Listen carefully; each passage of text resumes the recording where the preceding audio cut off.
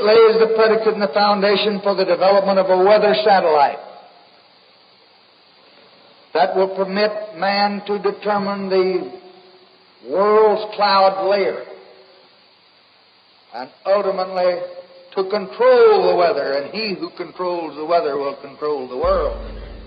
There are many known ways to control the weather, and the best way to steer it seems to be with the NEXRAD Doppler Weather Radar Network. The circular blue flashes seen in this video are frequency transmissions from the NEXRAD network of transmitter installations.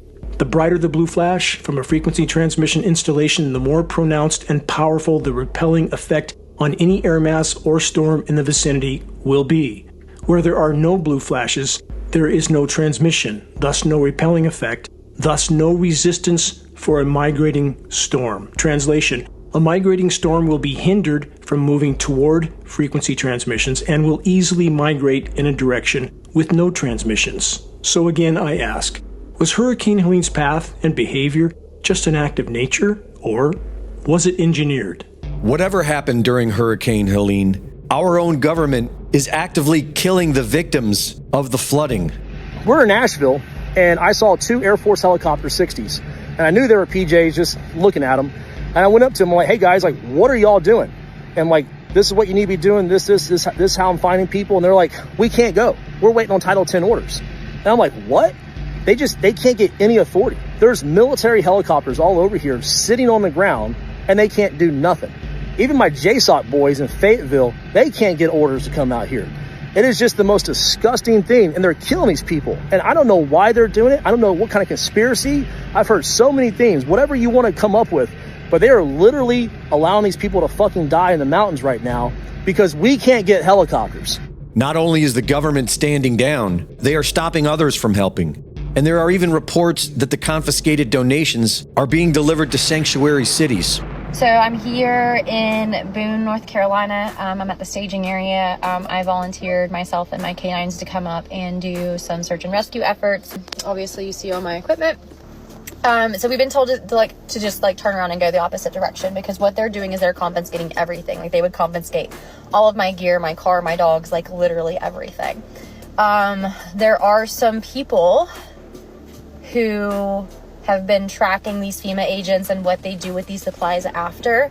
And these are people that are directly associated with the group that I'm volunteering with. And essentially what they're doing is they're taking these supplies to sanctuary areas for illegal migrants and giving it all to them. An unmarked black helicopter was caught on camera deliberately causing thousands of dollars of damage to a donation and support center. The government is no longer trying to hide.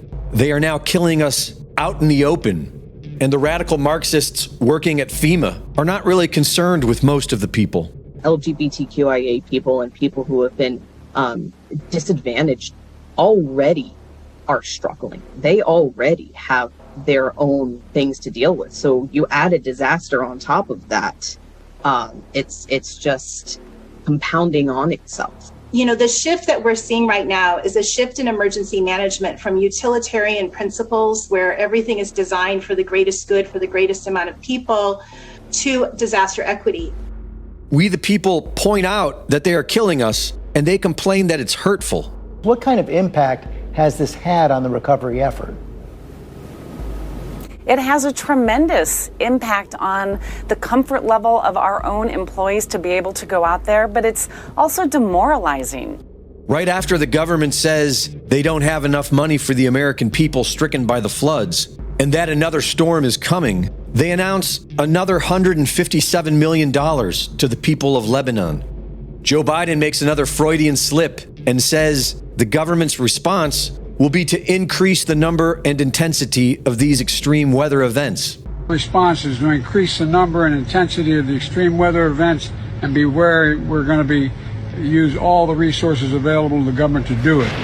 And many are now saying that this is exactly what they did with Milton, which is now expected to be catastrophic.